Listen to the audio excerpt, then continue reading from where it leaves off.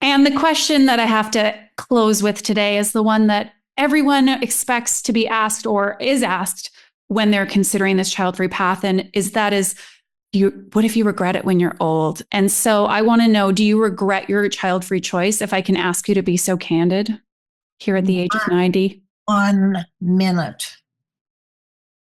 Not 1 minute. I made that choice. I knew why I made the choice. I had a chance to change it. I knew why I did not change it.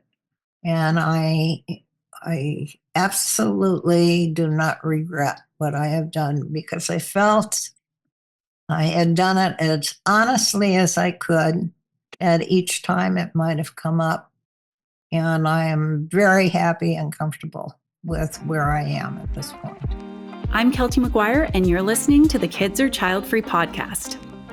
Hello and welcome to the Kids Are Child-Free podcast. We're kicking off a brand new season of the podcast today. And man, I am so proud of everything that we've created over this last year and a bit. We are now, I think today is our 62nd episode, which is just incredible. And we've had so many wonderful guests. I got to say, you've got so much more in store here on the podcast to tune in for because I have incredible conversations lined up for this season. We're going to be getting into even more aspects of this choice, hearing from people of different backgrounds who've made different variations of these kids or child-free decisions. And today, I am just honored to bring you a conversation that was a true gift for me to have. Now, one of our previous guests, Kate Kaufman, who's become a friend of mine over the last year and a half or so, she has talked to me about a friend of hers named Anne, who is a child-free elder to her. Because something I've shared with you on the podcast is that when we make this child-free choice or we find ourselves without kids by circumstance, there is often very few people that we can look to who can serve as examples for us. Many of my clients tell me that they had virtually no examples of people having chosen this child-free path. And that can make it really hard and extra scary to know what may lay ahead. So when Kate told me about her friend Anne, who is now 90 and who is also child-free by choice like Kate, I was just like, I got to talk to this woman. She sounds super cool. Everything I learned about her, I just thought, what an interesting person. And I can't wait to hear her story of being child-free by choice, of having made this choice at a point in time when this was really not something that we talked about or that was done. Now, of course, it was done. There have always been people who have opted out of having kids. But you're going to hear about the long view perspective from someone who is just such a source of wisdom. Let me tell you a little bit about today's guest, Anne Wennhold. Anne lives alone in northern New Jersey, which you will hear about today. She was widowed at an early age and has no children by choice. Anne's chosen family is scattered about the USA and is available by phone and Zoom. At 90 years old, she is focused on working with elders who are interested in continuing to grow as human and spiritual beings and sharing with them all aspects of living to an older age, including having children or not.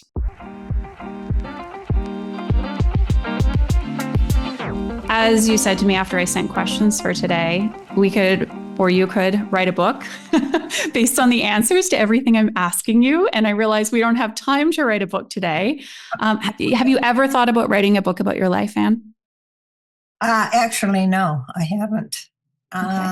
I have written a memoir, which is quite different. That was mostly for family, and it had to do with people in the family and places in the family, which is a lot of overlapping material, but I never thought about doing it from the focus of not having children. Yeah. Well, if you ever feel inspired and need a co-writer, you let me know. I would love to help share your story. Really? Absolutely. I would absolutely consider that. I mean, so we've sort of jumped into things, and I want you to share a little bit about yourself in just a minute. But part of the reason I was so excited to connect with you, which is a connection made by the lovely Kate Kaufman, who you can also hear on the podcast. Highly suggest checking out her episode as well, is that for choosing this child-free path, most of us have relatively few examples of people who've lived the vast majority of their lives without kids. And I can only imagine, I'm sure we're going to hear today, I'm really curious if you had any examples whatsoever. But when I told people in my community that I'm speaking with someone who is child-free by choice, who is 90 years of age, I have more questions than we could hope to cover in the next 3 days. People are just so curious to hear about your journey, which I want to preface this by saying I realize it's not going to be representative of every 90-year-old child-free woman, but I do think you have so much wisdom to share with us. And I'm just so delighted we've connected because aside from being a 90-year-old child-free woman, you have had what sounds like a very interesting life, varied in terms of your pursuits. And I think you have a lot of wisdom to share with us. So welcome to the show, Anne. And why don't you just tell us a little bit about yourself? Well, as Kate said, I'm 90 years old at this point in time. I live in New Jersey in an apartment on the 3rd floor. It's a 1-bedroom apartment. It has an elevator, which is the chief reason why I'm here. And it has parking under the building and garbage disposal across the hall. Those are the necessities of my life. It's an apartment building that is not assisted living or for seniors. It's for people of all ages, which I love. There are a lot of working people here. The apartments are so small that people don't have children. They may have babies, but then they move out to a larger place. So I don't get that mix of age group that I prefer, but it is a mix of population, and I love that. My family of birth lives in Minnesota, and we have very little connection with each other. So I do not have relatives that I feel I can rely on. I am still active. I can drive, but not at night because I have macular degeneration. Can't see well at night. And the usual aches and pains of aging. Those start early on, though, with twinges here and there in your back, your knees, or whatever. So those continue on. I've lost most of my social group due to death or people moving away from this area. So that is a challenge in my life. Yeah, I bet.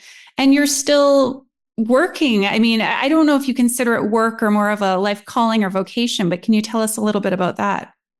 Yes, it is a combination. It is a lifelong work, which I am now sharing with other people, and it is a pleasure.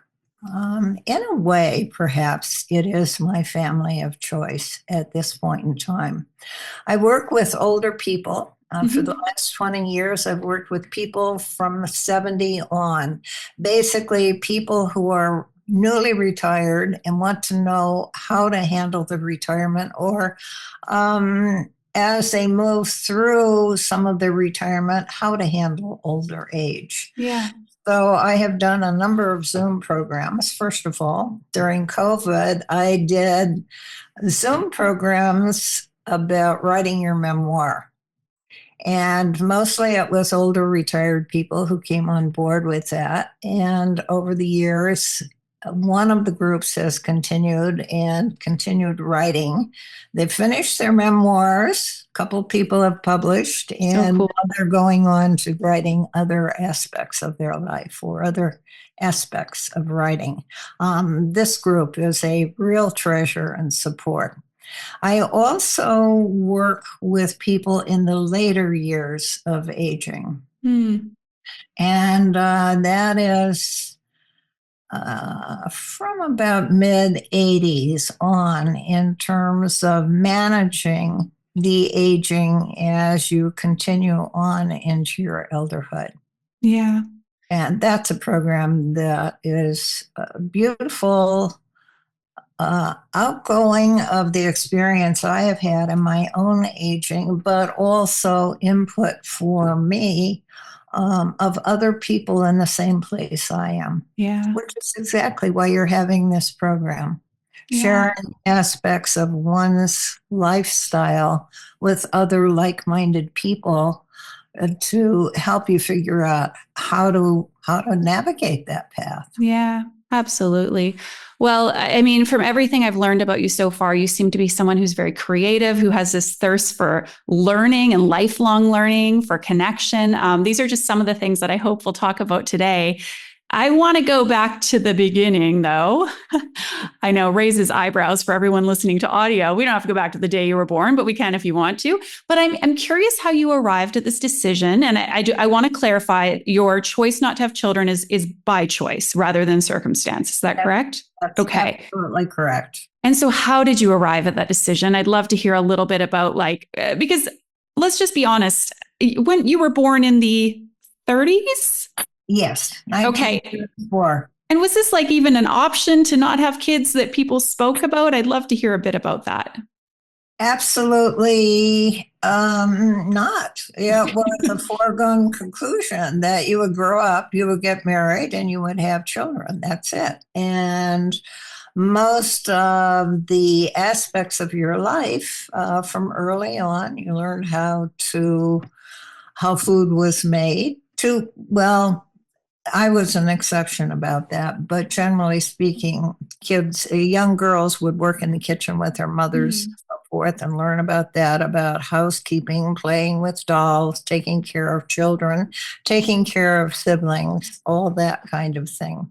But before I get into that, in terms of myself, I want to share my sense of, after all these years, coming to an understanding that the choice was not mine, made in a separate place from all the rest of my life.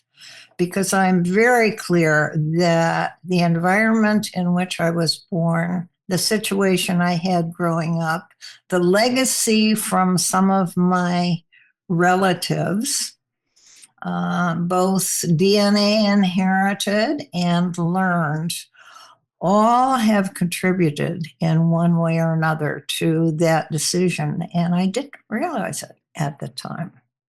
I had one sibling, 3 years younger than I, and he was a boy. And at that time and place, the boy was the king in the family. And the girls were second-class citizens. So immediately I felt put out of my place. But then as I grew to be 5, 6, and 7, in my family situation, my father was having trouble earning money, and my mother, who was very frightened of the depression, decided that she needed to earn money, but the only thing she knew how to do was take care of babies. So she had foster children come into our home. And over the years, we had foster babies, all of them under a year, because we lived in an apartment on the second floor, so we couldn't have toddlers who might fall down the steps.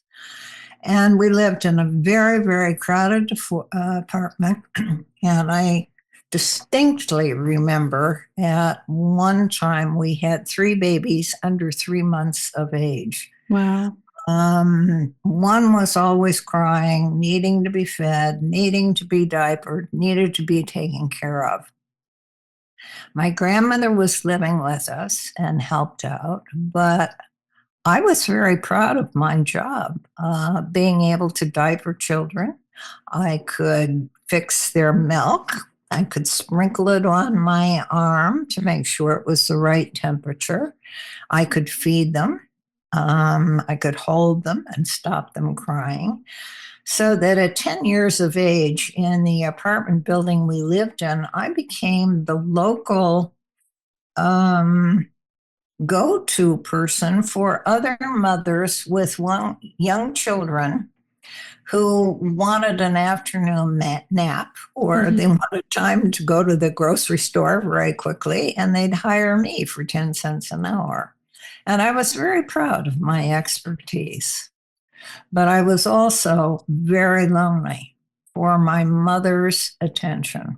Mother relied on me to be a support to her in taking care of the children. And that was the basis for which I had made my decision not ever to have children. And it was not because of taking care of the children. It was because I did not receive enough attention myself. and was treated kind of like a grown-up, or at least a 15-year-old or something like that. Yeah. Take care of the children. So that later on in life, I did not feel like a whole person. And as a not whole person, I didn't know what that feeling was or why I didn't feel like a whole person. But I recognized the fact that if I had children while I was not feeling like a whole person, I would create the same problems for them that I was feeling in my life. And so my goal at that point in time was to figure out who I was as a person and find a way to make myself feel whole. And having children was very clearly not that for me.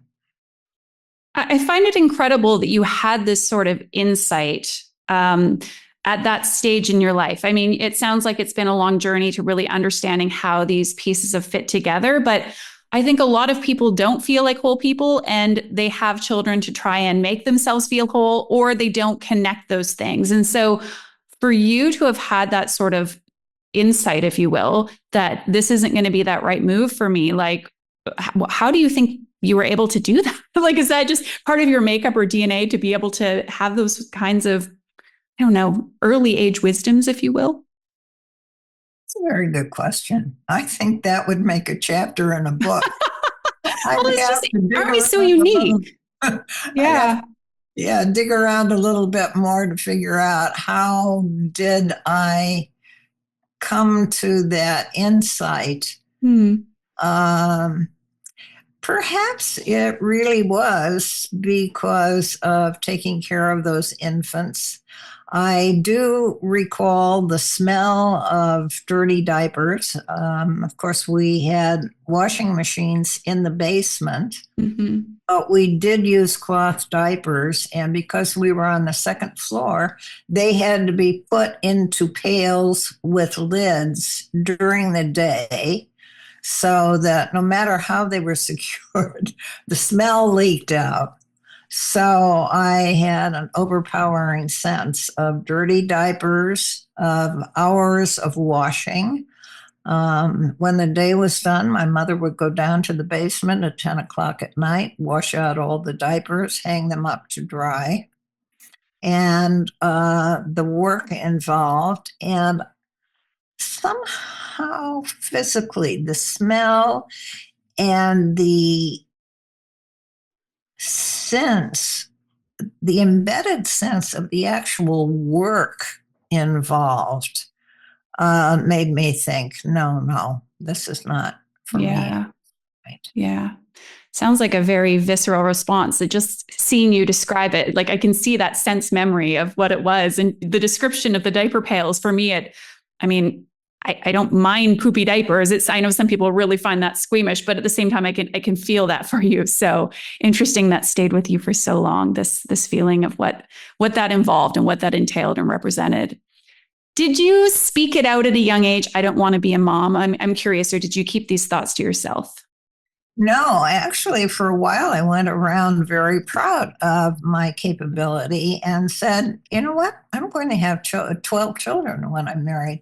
There was a movie out at that time about a man who had 12 children. And I said, oh, I can do that. I know how to take care of children. And because of the popularity of that movie, I said, I'm going to have 12 children. It wasn't until I got through college and of marriage age, when my close friends were getting married, that I started to say, that's not for me. Okay. So it wasn't so much younger. It was more into early adulthood when it became an actual possibility or prospect for you. Okay. And so dating, meeting the man that you married, was this like, I want to hear how this all came together, because I understand you were married and yet you did not have children. So how was that conversation broached, if you will? Well, that's another book all by itself. How many books are we writing together, Anne? We better get cracking. since I was not a person who really felt very good about myself, I did not make a very good choice in marriage. I was teaching school at the time, and the art teacher at school was somebody I got to know because I drove him back and forth to the school district every day. And I really admired his lifestyle. He went to Europe every summer and would come back with slides and tales of the artworks he had seen and the parties he attended. And so that's another part of my background, I have to say. I was born in Missouri, grew up in Illinois, flat lands. And if you are a Midwesterner, you kind of get the idea that living in a flat plain that goes on and on for miles inspires a more or less flat lifestyle. And I was always a curious kid. I wanted to know what was on the other side. I wanted to know how other people lived that were different from ours. And so meeting this man who had gone to Europe and had all these adventures, and he was an artist in addition, when he proposed to me, I accepted. However, he was a diabetic who had been born in 1927 in a small town in Oregon where they had no insulin at the time. Oh, wow. He was a childhood diabetic, and the insulin just came in time for them to save his life and for him to be insulin dependent. However, because it was such an early stage of it, they had no training for diabetic children about how to manage their life. Growing up in this flat land, we never knew anything about diabetes. We never heard about it. When he told me he was diabetic, but he could manage it, I thought, okay, that is just something that some people are born with. Another thing about that time is we only saw doctors when there was a family emergency. We never had yearly checkups. We never went to the office for a stub toe or anything. And when I had scarlet fever, the doctor came to the house. That was it. So I didn't think, my family didn't think to go and find out more about this diabetic situation. Turns out that he did not manage his diabetes well. And 3 months after we were married, he had a heart attack. And he was told by the doctors at that particular time that he would probably only live 3 to 5 years after that. And they suggested we not have children as a result. Oh, interesting. And my husband became the child that I needed to take care of because he was blind. After the heart attack, or at what point was he blind? Heart attack, he went blind. Okay. And he was an art teacher. That was his business. So he wanted children, by the way. He really wanted children, but I said absolutely not under the circumstances. There is a good part of this story, a really very nice part. And that is he figured out how he could still teach art as a blind person, which he did until the day he died. Wow. However, it was with my, I worked also at the same time teaching, but helped him every evening and every weekend with the projects he was doing as he was teaching. So that was like having one of those children that I had to take care of 24/7 at the expense of my own aspect of growth and development. And that only reinforced the idea of not having children. Yeah. After he died, I said, I'm setting out to find out who I am. Wow. Okay. So how long were you married before he died, and that you were in this caregiving role to your husband? 8 years. Okay. Okay. There, I'm like, where do we go from here? Let me ask you this. One of my, I'll tell a personal story here. One of my personal fears around choosing the child-free path, I have a wonderful relationship with my husband. And while I, certainly try and diversify my assets, if you will, I have lots of other close relationships, friendships, family relationships in my life. The thought of losing him, especially prematurely, was something that gave me pause when I was making this child-free decision. And it's something I had to work through, because I think we sometimes have these ideas or assumptions that if I lose a partner, but we've had children, at least I still have my immediate family in the form of those children, or I have this reason to keep going, or what have you. When we feel like our partner is our family, and again, I'm using family loosely because family can mean a lot of things, or I should say I'm using it very specifically here, this immediate family relationship. The thought of having that be taken away, I know is terrifying for a lot of the women I work with who are thinking about or have chosen to be child-free. So I'm interested, for you, was there any interplay between the loss of your husband, not having had children, and that situation, if you will, the loss? Actually, what I'm going to say, I'd say generally very carefully, but it is the truth. I was very happy when I lost him, because it was a big burden caretaking. And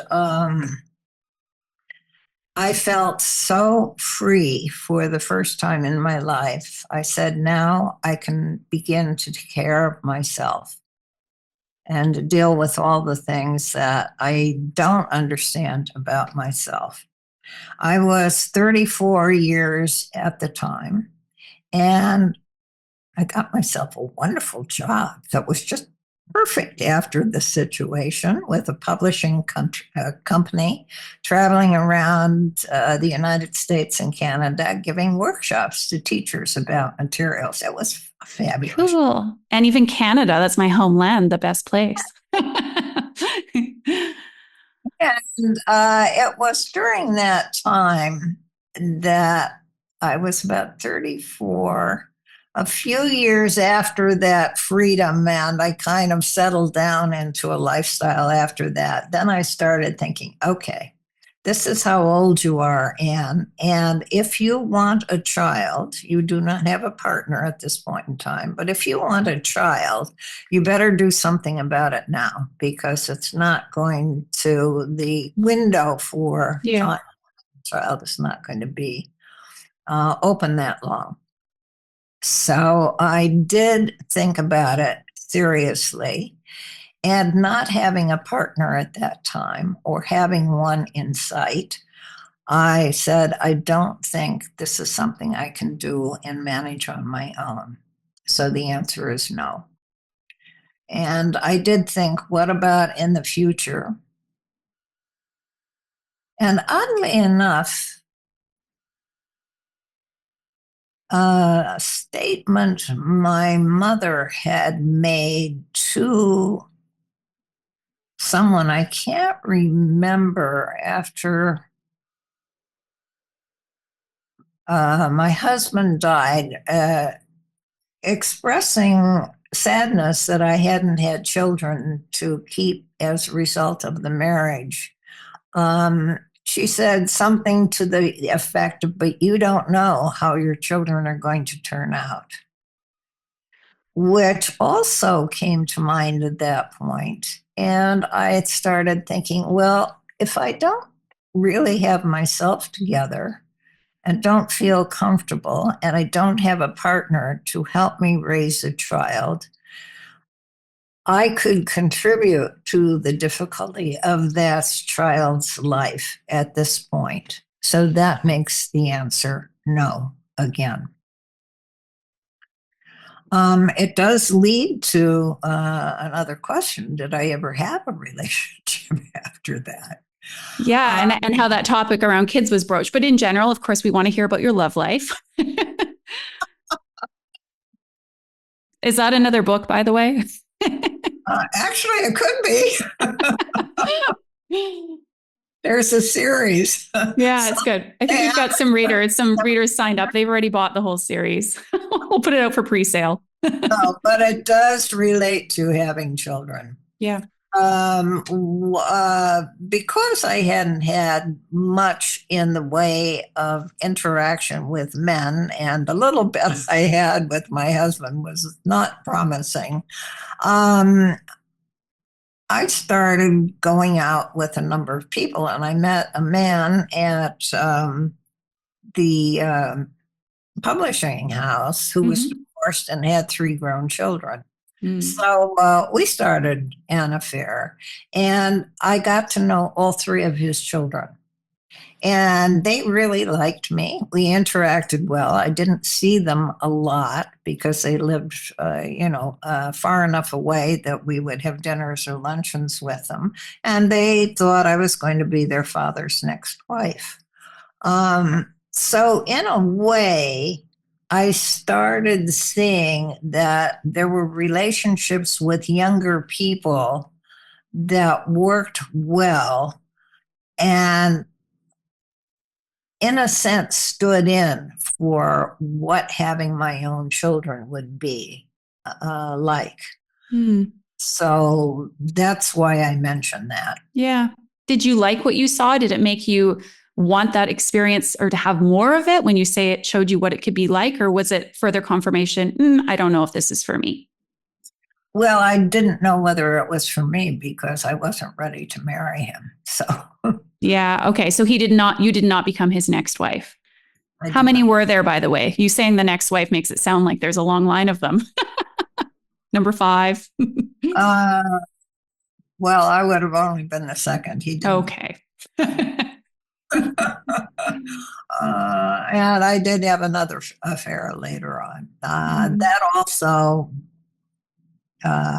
was a relationship that was not conducive to having a family. But then I was older enough to say, this is not a time to start a family. Yeah. A little bit over the edge at this point. Yeah. Yeah. All right, you heard it here first. That is, I am hosting another round of my Confidently Child-Free Coaching Intensive starting mid-May. This is a 4-week coaching group that is for those of you who are pretty sure that you don't want to have kids. You are almost certain that you want to stay child-free, and yet you keep having some nagging doubts. You're asking yourself things like, what if I regret it when I'm old? In other words, life is good today, but what if you change your mind when it's too late? Or perhaps you're struggling with the fact that you feel like an outsider amongst friends and family because you seem to be the only one who is choosing this child-free path. If you want to go from feeling shaky to rock solid in your child-free decision, this is your invitation to join me and a group of like-minded women who also want to get confidently child-free in their decision as we go on a 1-month journey together to helping you do just that. I will include the details in the show notes for today's episode. Again, this is going to be kicking off in mid-May, running for 4 weeks. It is an online program, so you can partake from anywhere in the world. We also have an amazing Slack community that you will be a part of, so we can connect between calls. I'll be sharing additional resources, videos. We're going to be talking about all manner of things, like how you can create a child-free life that feels really meaningful and purposeful, how you can step into the opportunities that your child-free life holds. I'm going to help you work through any lingering doubts that are keeping you from fully claiming this decision. We're going to figure out how you can craft and create a life that feels really good. If that sounds all kinds of incredible to you, again, check out the show notes in today's episode where I will include the link for our Confidently Child-Free Intensive, kicking off our next session mid-May. Okay, so one thing I want to ask you about, and something that comes up with a lot of my clients, is the sense of being other because they are considering or have decided not to have kids. The women around them, or the men for that matter, are having children. The people are having grandkids. There's this sense of being different than other people, not necessarily fitting in, maybe feeling like you've been excluded from social events. I'm interested how that was for you. Did people assume you didn't have children specifically due to the circumstances you were in, having a husband who was unwell, not being partnered or married? And B, like, were you pitied? I just want to hear what the relationship was with other people, specifically in those younger years. Good question. So, yes, there were areas of feeling left out. Mm-hmm. There still are areas of feeling left out, and which actually happened the other day. A close friend of mine who's retired and moved away, we had a phone conversation, and I told her that she has 2 children, by the way, Mm-hmm. grown, and she has 4 grandchildren. And I told her that I was having this podcast and the topic, and she said, "Oh, period, end of statement." And right after that, she told me about all the things her son were doing for her now that she's moved into his area. So, in a way, it feels like a slap, Yeah. in the face. Not something she meant. No. I think she meant to share in a way, but it doesn't come across like that. And there are a number of conversations of people my age that are so involved with their grandchildren. I can't go there. Yeah. I cannot enter the conversation. They're not interested in anything that I'm doing that would make my life interesting. And actually, you know what? I think the opposite happens for a lot of people who have children. Mm-hmm. It's a conversation I can't enter. But for a lot of people who have children, the excitement I'm having in my life is not a conversation they know how to enter either.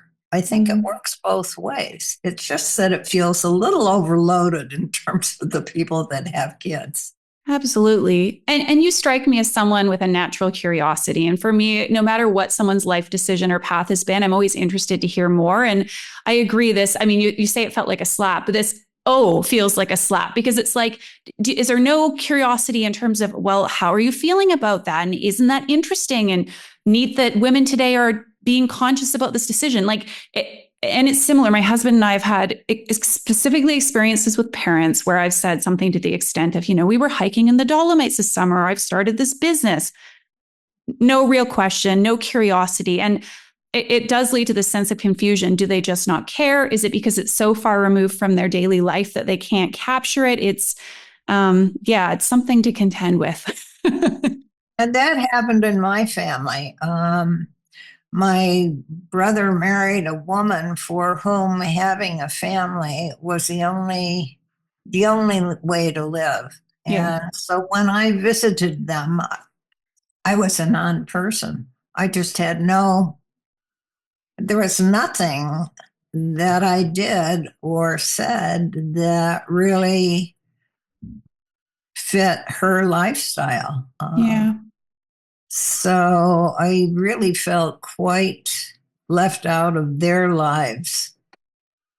On the other hand, I have to say, I did make some friends during the time my husband was ill. We had a couple that were very, very close friends. And while they didn't talk about our not having children, they were very generous with theirs. And we were the godparents of one of their sons. And we were included in the children's birthdays and other aspects of the children's life, so that we were not closed out of that as if we didn't understand or we didn't have children who could also come and get to be friends with their children.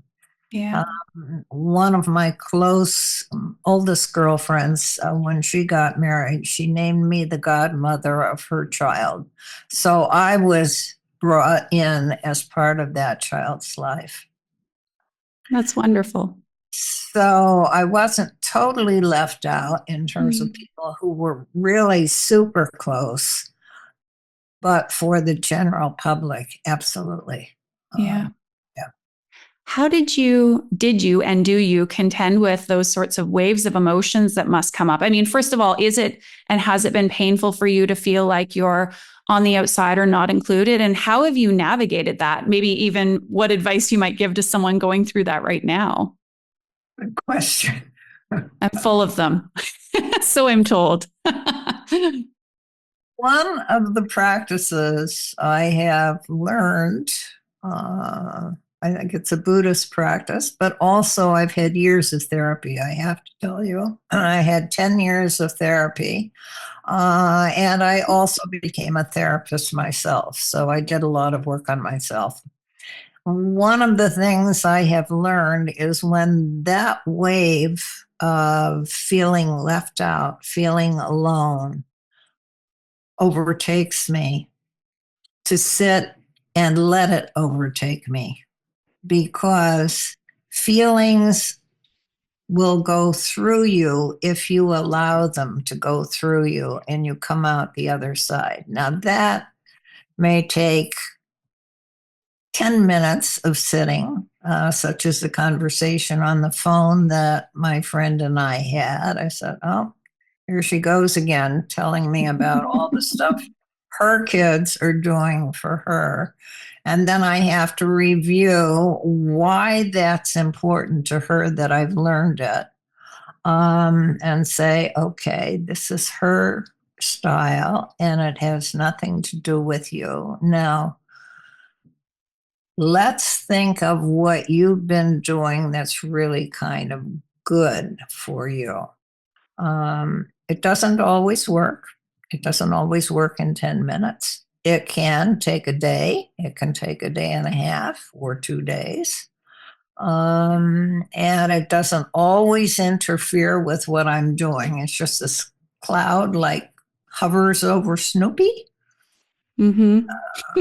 Charlie Brown. There's this cloud. Yeah, I remember. But identifying that cloud, saying, up here is another place I feel uncomfortable because I don't have children. Going back over why you chose not to have children, why you still feel it's good that you haven't had it, what you have done, Anne, to make your life good for yourself, are all aspects. In other words, you don't push that away. Yeah. Invite it in, talk with it, find out where it's coming from, what you've done about it, and that helps dissipate it. That's the best I can do.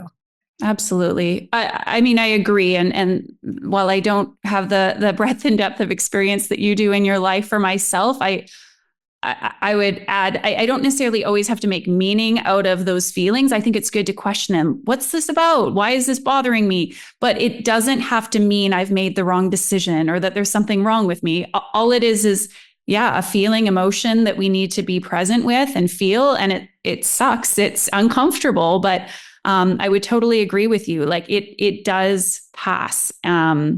Thank you for articulating that so beautifully. And also it feels very validating, because this is, this has been my approach with clients, because what else can we do, really? Especially when our decision is made, like you say, reinforcing the reasons we've chosen. We can't, pushing it away is just going to invite it back, oftentimes even more forcefully, right? Or it's going to mean that we're going around in sort of a stifled state. So I think just allowing it to be, feeling it. I like the Snoopy cloud. I'm gonna think about this. The cloud. I'm gonna have to look this up. Snoopy, Charlie Brown. I remember, what was the one that was always messy, and he always had the dirt cloud around him. Oh yeah. I forget his name. Yeah. There's another aspect of that also. And that is, we live in a child-centered culture. Mm-hmm. And the whole notion of having a child and the good things that come with having a child, the promising things, the things that will save you in your old age and restore you and keep you alive, is having children. It's in the ads. It's in the articles. It's in the healthcare system. It bombards you at all levels, in addition to the people who do not understand being child-free. So we're getting a double dose. Absolutely. Let's talk about that a little bit more, and specifically with you having both, this longer view with your age, but also working with elders and conscious elderhood, I believe you refer to it as. What are you seeing amongst your peers and even in your life? Like, I feel like there's a lot of these things are maybe true for some people in some cases, but I think there's a lot of mythology around motherhood and parenthood as well. So what do you see from your view in terms of how people expect this experience to be the be all end all, highest pinnacle moment, people to look after, someone to look after you when you're old? I'm curious to get your view on that. Well, that is what people kind of expect, and older people kind of expect that their children will do for them what they expect them to do and what they hoped they raised them to do, which is to take care of them in their old age and be companions and be there. And because of the way our culture has grown, so many of their kids have moved far away, and that accessibility is not there in the way they expected it or wanted it. And in addition to that, the children are exactly like their parents. They have their own idea of what it is they want to do and how they want to interact with people. And a lot of those ideas have come from their peers growing up that take more precedence sometimes over what their parents wanted. And they grow up and they don't want to be that for their parents. They don't want to be there. I can't tell you the number of people that I've talked to who have children who are not in a comfortable, happy, or even daily interaction with their parents. And the parents feel very bereft and uncomfortable. And in truth, I was very upset with my mother growing up for not paying attention to me as a person. So after my husband died, I didn't talk to her for 10 years. I needed to have that time to put myself together without her input as to what I was not doing properly, in order to be able to connect with her again. And I know those were 10 terrible years for her. I regret them. If I knew then what I know now, I would have handled it differently. But I also know that I had to take the time to do what was necessary for me.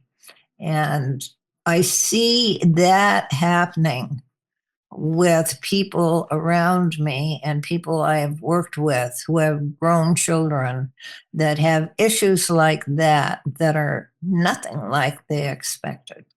Yeah. That doesn't mean there aren't wonderful families who do have a good interaction with their children, but I think the people who have difficulties with their children don't talk about them.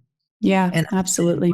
So you don't always know what's going on behind things. Having said that, I had a wonderful woman in one of my groups who is pretty savvy about her children and letting her children go.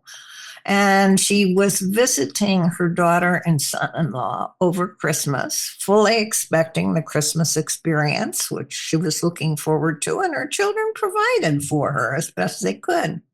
But her daughter was a nurse and her son-in-law was an ENT, and both of them on Christmas Day got called away for emergency situations.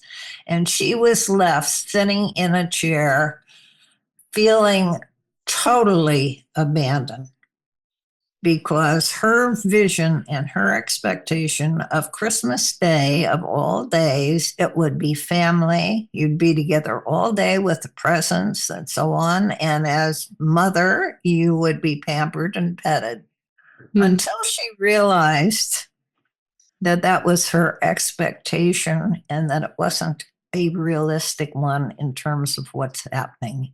Because her kids were attending to her as best as they could, but they did have to live their life too. I want to talk a little bit about connection and community, because I think these are, fundamental needs that we all have to be in connection with each other. Some people, it's having a really broad social network, and for others, it's having close, intimate, few relationships. And this is something that often is a big concern, not having this built-in network of your own family, which I think some of your examples help debunk this notion that it will definitively be the case that if you have kids, you're both taken care of, you're never lonely, you're always in connection.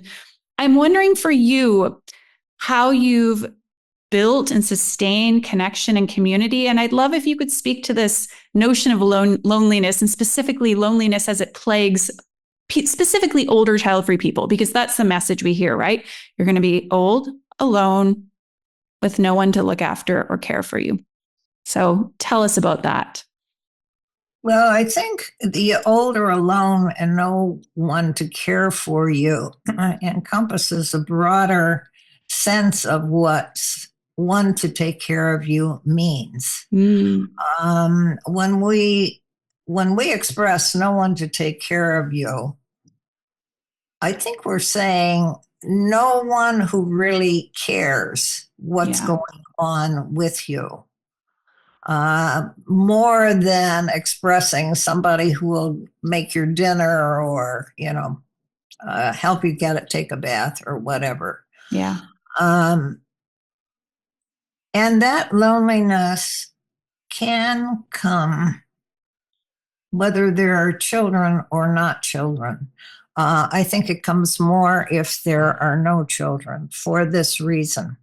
As you get older, and I'm experiencing this now, my close relationships depend on friends who are aging as I am, and therefore not as accessible and not as easily come by in terms of getting together, or certainly not people who can do any medical caring for me or help with me. And not being able to get out as much. For instance, I don't go to social things at night anymore because I can't drive. And my social group that had book clubs and so on have broken up, and we knew each other very well over the years, so we were pretty close. So all of these closer connections are a feedback that tells you who you are and makes you comfortable that you are a person noticed, alive, and in society.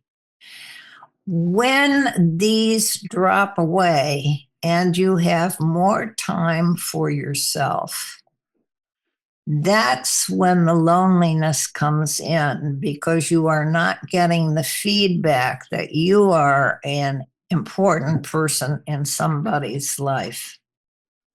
And if you have children, and if the children are difficult or not, you still have to pay attention. You have a relationship with them. So that relationship, even if it's bad, is an acknowledgement of your existence.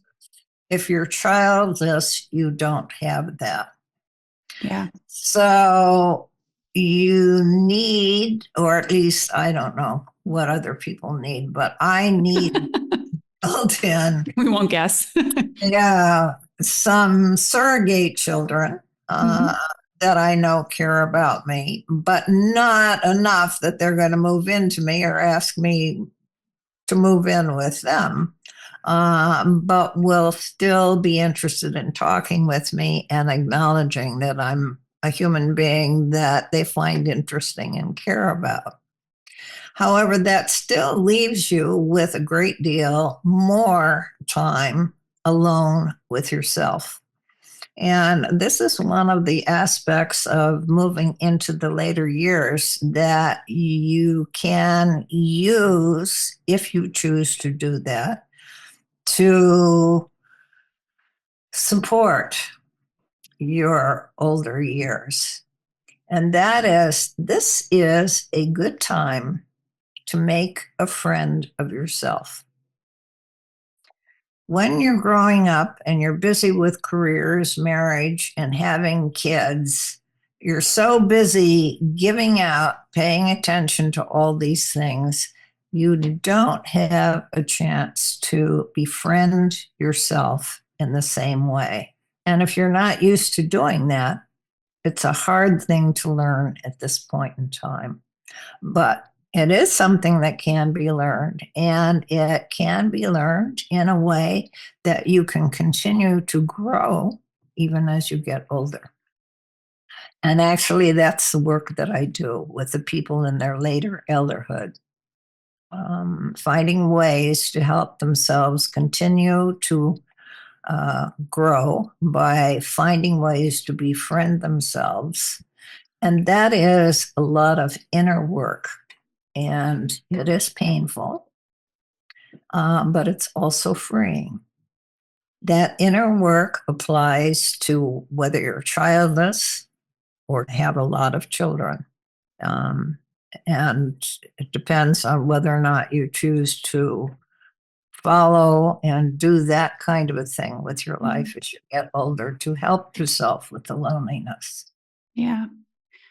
Sounds like aging. I mean, there's a spiritual, personal, sort of transformational journey there. And I suppose we can have resistance to that, or we can say, how am I able to experience this in a way that it's not that it negates the discomfort, but it's transportive in a sense, is what I'm sort of hearing from you.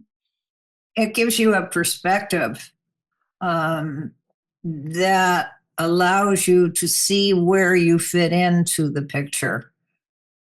That's the best I can say. Yeah.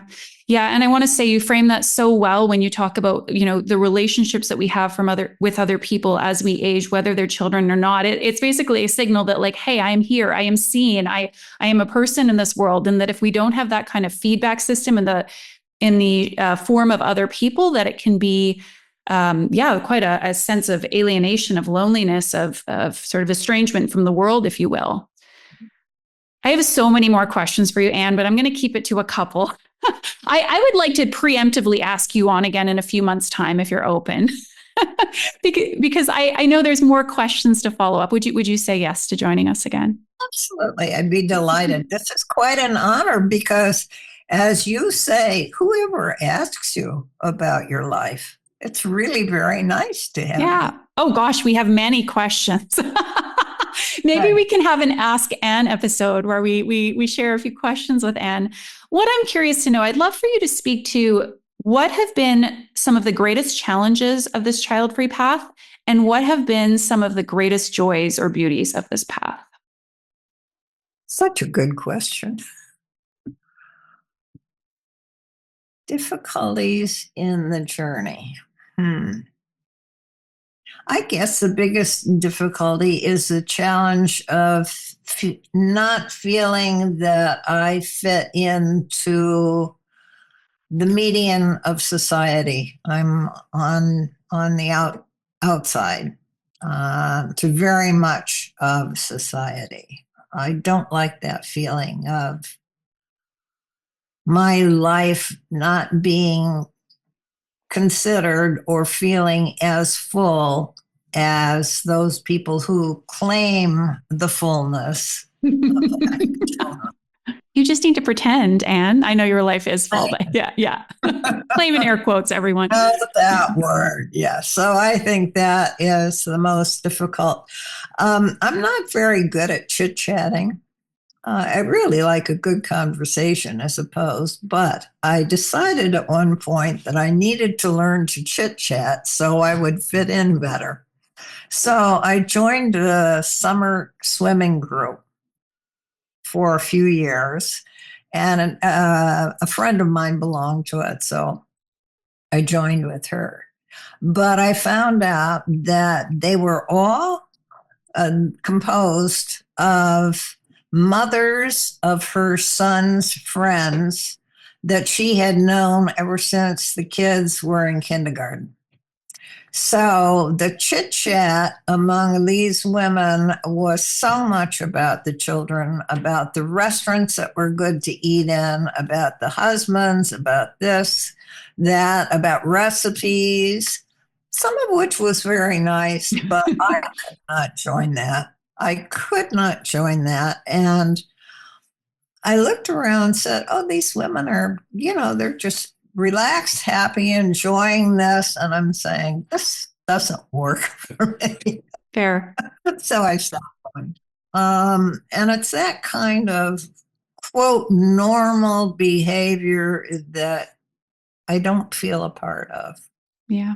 And that doesn't feel good. No, absolutely not. But the joy is really, really wonderful. The sense of freedom to find my own path, to find my own chosen family, and to have them choose me. And the bonding that we have, even though we may not live close enough that we can get together in person always, but the bonding we do have just feels strong and secure and good and lovely. And I am all for families of choice as much as possible. And that has been a real joy in my life. Amazing. Well, I'm sure all of these folks are really happy to have you part of their chosen family.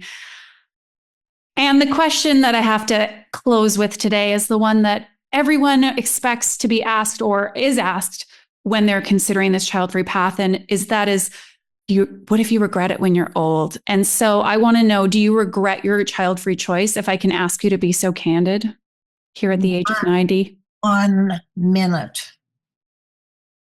Not 1 minute. I made that choice. I knew why I made the choice.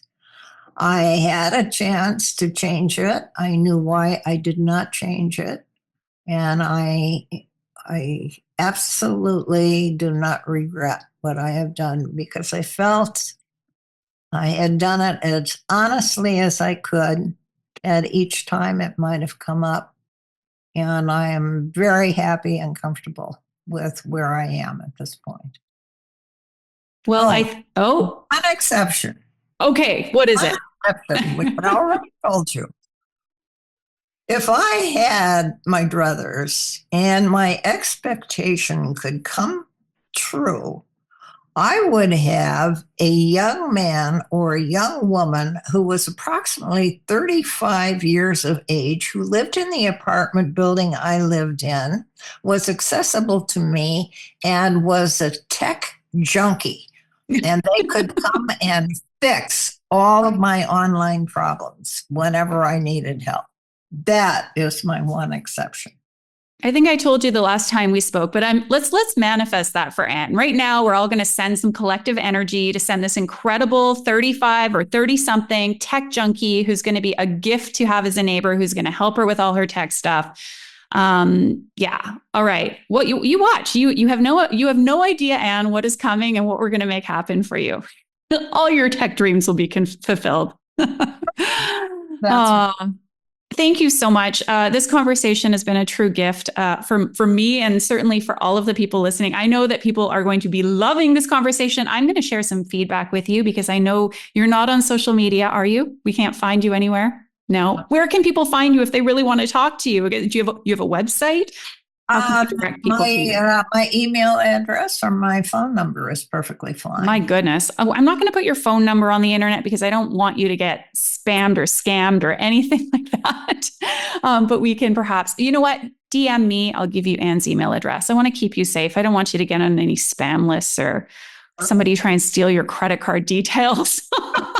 I fall for these things all the time. And by the way, that probably sounded a bit ageist. It's not to imply that you can't manage the emails coming your way, but I'm getting stuff saying, your ad account with Meta is going to get shut down. And I actually did recently start running a few ads on Instagram. And I'm thinking, this looks like it's fake. I'm pretty sure it's not from Meta, but man, they're good these days, these scammers. So if you want to talk to Anne. I've gotten some of them on the phone and my mom had one of them as well recently and makes me angry.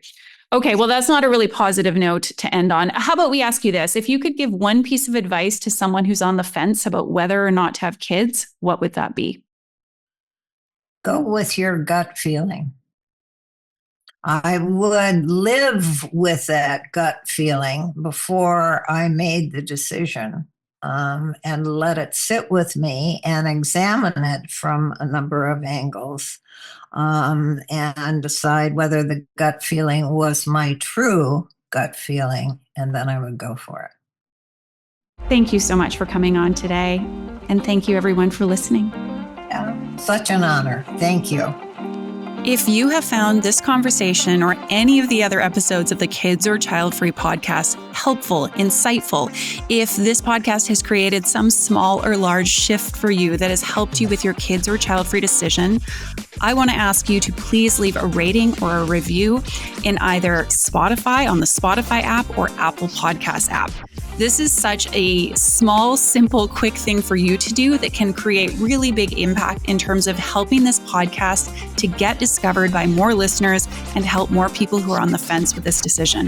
So again, before you go about your day or listen to another episode, hit pause, leave a rating or a review, again, in-app, whether you're on Spotify or Apple Podcasts, and know that both I will be very grateful as well as all of those people who will be discovering this podcast thanks to your rating or review.